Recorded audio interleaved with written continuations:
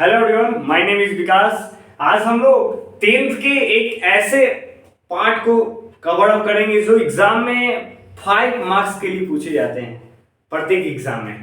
वो चीज को समझना बहुत ही जरूरी है क्योंकि आपका किसी भी एग्जाम में 5 नंबर का क्वेश्चन पूछा जाता है, वो भी 10th के एग्जाम में। सोच सकते हैं matriculation, it is very very important for you. Okay, तो ये जो पार्ट में बताने जा रहा हूं आज की क्लास में, ये एग्जाम के पॉइंट ऑफ व्यू से बहुत ही इंपॉर्टेंट है ना। वो क्या है समझिएगा, क्या है? वर्ड्स गुणन विधि। वर्ड्स गुणन विधि, इसको इंग्लिश में बोलते हैं cross multiplicative method. Cross multiplicative method है ना। ये क्रॉस मल्टीप्लिकेटिव मेथड इतनी इंपॉर्टेंट है ना, मैं जितना बताऊं उतना कम। प्रत्येक एग्जाम में, बिहार बोर्ड का कोई भी एग्जाम हो चाहे सीबीएसई का, टारगेटेड क्वेश्चन पूछा जाता है इससे।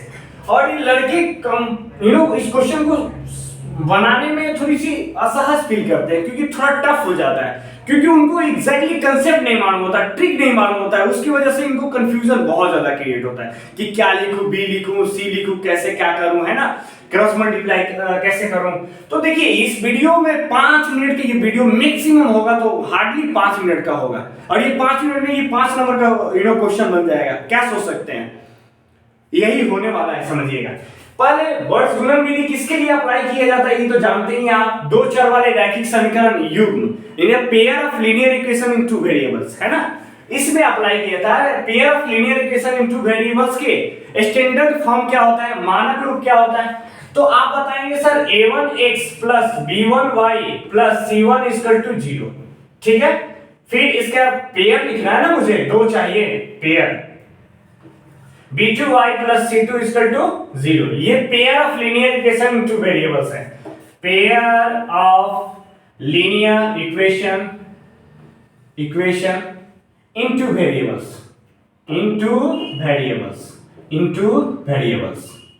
ये तो आप जानते ही हैं, ठीक है, मुझे आगे बताने की आवश्यकता नहीं है। दो चर वाले रैखिक समीकरण युग्म हिंदी में बोलते हैं, ठीक है। इसको हम इस इक्वेशन को मैं वर्ड्स गुणन विधि से सॉल्व करना चाहता हूं, यानी क्रॉस मल्टीप्लिकेटिव मेथड से सॉल्व करना चाहता हूं। कैसे सॉल्व करूंगा, ठीक है, मैं सॉल्व करने का तरीका बताता हूं। देखिए, वर्ड्स क्रॉस मल्टीप्लिकेटिव मेथड आया तो कहां से है, उसका बेस बताता हूं, उसके बाद आगे कंटिन्यू करूंगा, चीजें समझ में आ जाएगा। क्या है, आपको क्या करना है, सिंपल, यानी क्रॉस मल्टीप्लाई मतलब क्या, तिरछा गुना, है ना, क्रॉस मल्टीप्लाई करना है। आपको सिंपल क्या करना है, BCAB का टेबल पढ़ना है। क्या करना है सर, BCAB का टेबल पढ़ना है। कितनी बार पढ़ना है, 2 बार। कितनी बार पढ़ना है सर, 2 बार। BCAB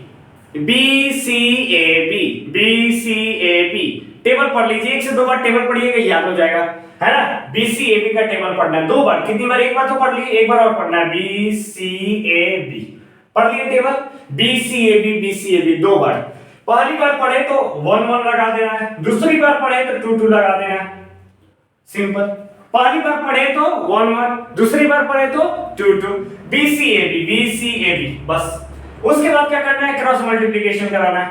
देखिए, क्रॉस मल्टीप्लाई, ठीक है ना। उसके बाद आपको एक स्टेप याद रखना है, x के y में कुछ लिखना है, वो cross multiply, first cross multiply जिसे कराऊंगा वो चीज नीचे लिखना है। फिर दूसरी बार जो क्रॉस मल्टीप्लाई कराऊंगा उसको y के नीचे लिखना है। फिर मैं तीसरा जो क्रॉस मल्टीप्लाई कराऊंगा वो 1 के नीचे लिखना है, ठीक है ना। क्या करना है सर, x लिखना है, y लिखना है, इसके बटा में कुछ लिखने होते हैं, वो जो मल्टीप्लाई कराऊंगा वो चीज लिखूंगा। समझिएगा ध्यान से कैसे कर रहा हूं, ठीक है ना। x y और 1, बस क्रॉस मल्टीप्लाई कीजिए। BCAB पढ़िए 2 बार, चीजें समझ में आ जाएगी। इसका मल्टीप्लाई इसे B1 जाके मल्टीप्लाई होगा C2 से, और बीच में क्या रहता है, माइनस होता है। B2 किससे मल्टीप्लाई होगा, C1 से, सिंपल। इसका काम खत्म हो गया x वाले पार्ट का। फिर y वाले पार्ट का चलेंगे, देखिए मल्टीप्लाई कीजिए, क्रॉस मल्टीप्लाई। A2 जाके C1 से मल्टीप्लाई होगा, माइनस आएगा बीच में, और C2 जाके A1 से मल्टीप्लाई हो जाएगा, सिंपल हो गया, क्लियर। फिर 1 का भी ऐसे ही करेंगे, B2 जाके A1 से मल्टीप्लाई हो जाएगा, फिर माइनस आ जाएगा, A2 जाके B1 से मल्टीप्लाई हो जाएगा। यही है क्रॉस मल्टीप्लिकेटिव मेथड। क्या करना है, अब x को किसके इक्वल ला देना है, 1 को। फिर जब x y के भी इक्वल है, 1 के भी इक्वल है, तो मैं ये भी बोल सकता हूँ 1 किसके इक्वल होगा, x के इक्वल होगा, है कि नहीं। तो देखिए x by b1 into c2 minus b2 into c1 किसके इक्वल रख देना है पहले 1 के, ठीक है ना। यहां से x का वैल्यू आ जाएगा। कैसे आएगा मैं एक एग्जांपल लूंगा और उसे आसानी से चीजें समझ में आ जाएगी। ये तो x का वैल्यू निकालने का, फिर y कैसे निकलेगा सर, सिंपल 1 के इक्वल कर दीजिए a2 c1 minus c2 a1 into equal में क्या चल रहा है b2 a1 minus a2 b1, simple. ये हुआ y का वैल्यू निकल जाएगा इस तरीके से। तो ये क्रॉस मल्टीप्लिकेटिव मेथड बहुत ही आसान है। क्या करना है, पहले स्टैंडर्ड फॉर्म लिख देना है। स्टैंडर्ड फॉर्म लिखने के बाद मैंने स्टैंडर्ड फॉर्म लिखने के ये मतलब हुआ कि मानक रूप लिख रहे हैं हम किसका, linear equation in two variables का, यानी दो चर वाले रैखिक समीकरण का। उसके बाद BCAB का दो बार टेबल पढ़ना है, BCAB, और उसके बाद क्रॉस मल्टीप्लाई कराएंगे तो x का वैल्यू पहले पढ़ा, क्रॉस मल्टीप्लाई कराएंगे तो x का वैल्यू कितना, दूसरा क्रॉस मल्टीप्लाई कराएंगे तो y का, फिर तीसरा कराएंगे तो 1 का, फिर 1 का किसके इक्वल कर रखेंगे x के, फिर y को निकालना हो तो y के, जिसके इक्वल निकालना है उसको y के 1 के इक्वल रख देंगे। तो ये हुआ क्रॉस मल्टीप्लिकेशन का बेस। कहां से आया, कैसे फार्मूला डिराइव हुआ, तो यहां से फार्मूला डिराइव हुआ। कैसे हुआ समझना आना चाहिए। ये पार्ट मोस्ट इंपॉर्टेंट है सर, ये पार्ट आपको याद होना। ये पार्ट तो बहुत आसान हो जाएगा अगर ये पार्ट आपको याद रह गया। तो कैसे डिराइव करते हैं, तो आप स्क्रीनशॉट लेना चाहें तो स्क्रीनशॉट लीजिए। उसके बाद एक क्वेश्चन दिखाता हूं मैं आपको। ये तरीका क्या है, ये तरीका इसलिए बच्चे को हार्ड लगता है क्योंकि वो इस चीज को समझ नहीं पाते कि कैसे ये डिराइव हुआ ये फार्मूला। रटते हैं, रट के भूल जाएंगे, 1 से 2 दिन रटेंगे, तीसरे दिन आप डेफिनेटली भूल जाएंगे क्योंकि आपके पास वो बेस नहीं है जिस बेस की आवश्यकता है इस क्वेश्चन को सॉल्व करने का। देखिए मैं एक क्वेश्चन लेता हूं और हार्डली आपको 1 से 1 और 2 मिनट्स लगेगा और क्वेश्चन को सॉल्व कर पाइएगा बहुत आसान से। क्या है समझिएगा। एक क्वेश्चन सिंपल लेता हूं, 5x plus 4y equal to में क्या 10 है ना। रैंडम क्वेश्चन लेता हूं कोई भी, 2y इक्वल टू 12, ठीक है ना। इसको इक्वेशन फर्स्ट मान लीजिए, इक्वेशन सेकंड।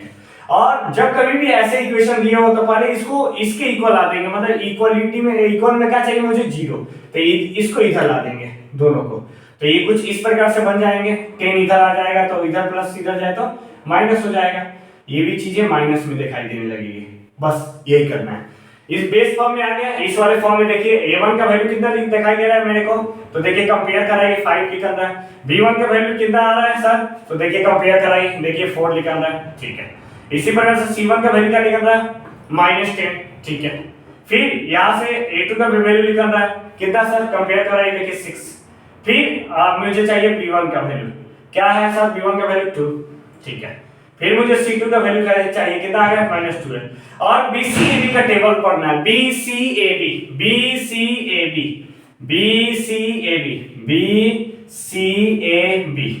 ठीक है ना। पहली बार पढ़े तो रखना है 1। ये b1 का वैल्यू कितना है, सजा देना है 2, ठीक है। c1 का वैल्यू कितना है, तो आंसर है -10, ठीक है। ये करने आना चाहिए, ये चीज को कर लीजिएगा, उसके बाद क्वेश्चन तो आसानी से हो जाएगा। 1 से 2 बार क्वेश्चन बनाइएगा, चीजें क्लियर हो जाएगी। a1 का वैल्यू कितना है 5, ठीक है। b1 का वैल्यू कितना है सर 4, ठीक है। फिर BCAB का टेबल पढ़ना है ना। आप दूसरी बार पढ़ रहे हैं तो 2 लिखना है, ठीक है। b2 का वैल्यू कितना है सर, b2 का वैल्यू तो देखिए b2 का वैल्यू 2 है, ठीक है। c2 का वैल्यू कितना है, तो -12। फिर a2 का वैल्यू कितना है 6, फिर b2 का वैल्यू कितना है 2। उसके बाद इस चीज को मिटा देना है। जैसे ही आप ये लिख दिए तो ऊपर वाली चीजों को क्या कर देना है, मिटा देने को, जब तो फॉर्म में ला दिए। उसके बाद मल्टीप्लाई करना है, x के नीचे लिखना है, दूसरी बार मल्टीप्लाई करने पर y के नीचे, फिर तीसरी बार 1 के नीचे। देखिए करता हूं मैं मल्टीप्लाई, ये कितना हो जाएगा 2 × 2 = 24 यानी 24। ये कितना हो जाएगा माइनस माइनस प्लस, दो ना क्या ये माइनस होगा क्या, नहीं, क्योंकि b का वैल्यू b क्या है b2 2 प्लस नहीं है, तो ये माइनस पहले से चल रहा है, ये क्या हो जाएगा माइनस माइनस प्लस, 2 × 20। फिर y क्या कैसे लिखिएगा, मल्टीप्लाई कीजिए, -60 हो जाएगा, और ये माइनस माइनस क्या हो जाएगा +60। फिर इसका मल्टीप्लाई इसे 5 × 10, ये 6 × 4 = 24। अब क्या कीजिए, x का इक्वल कराइए, x के इक्वल में रखिए ये वाला पार्ट, ये कितना हो जाएगा सॉल्व करने में -4 आ जाएगा। ये वाला पार्ट कितना आ जाएगा -14 आ जाएगा, जाएगा, ठीक है। माइनस से माइनस कैंसिल हो जाएगा, 2 2 जा 4, 7 2 जा 14, ये 2 जाके इधर मल्टीप्लाई हो जाएगा, तो x का वैल्यू कितना आ जाएगा 2/7। बस हो गया क्वेश्चन। फिर ये y को निकालना है, तो मुझे y का वैल्यू रखना है 1 के इक्वल, ठीक है। हम 60 में से 60 गया, कितना आ जाएगा सर 0, ठीक है।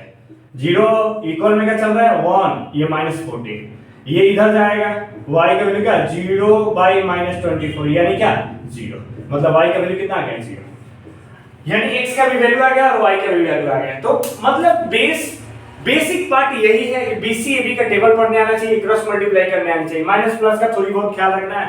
उसके बाद क्वेश्चन तो चुटकी में क्लियर हो जाएगा, चुटकी में, है ना। तो ये चुटकी कैसे हुआ, तो सिंपल एक बेस फॉर्म को यूज करके कि pair of linear equation in two variables का स्टैंडर्ड फॉर्म लिख दीजिए, उसे आप फार्मूला को डिराइव कर दीजिए क्या क्रॉस मल्टीप्लिकेटिव मेथड को, उसके बाद चीजें बहुत आसान हो जाएगी।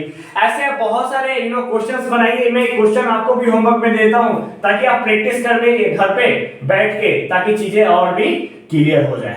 आप नोट कीजिए ये वाले क्वेश्चन को और बनाइए अपने से, और देखिए आंसर आता है या नहीं, आएगा ही आएगा। और कमेंट कीजिए कमेंट बॉक्स में कि सर मेरा आंसर x का वैल्यू इतना है और y का वैल्यू इतना है। अगर आप स्क्रीनशॉट लेना चाहें तो स्क्रीनशॉट लीजिए, और मैं मिलता हूं अगले वीडियो में और भी इंटरेस्टिंग चीजों के साथ जो आपके लिए इंपॉर्टेंट हो। बस आज की इस वीडियो में इतना ही, मिलते हैं अगले वीडियो में। Till then take care, have a great day, have a nice day.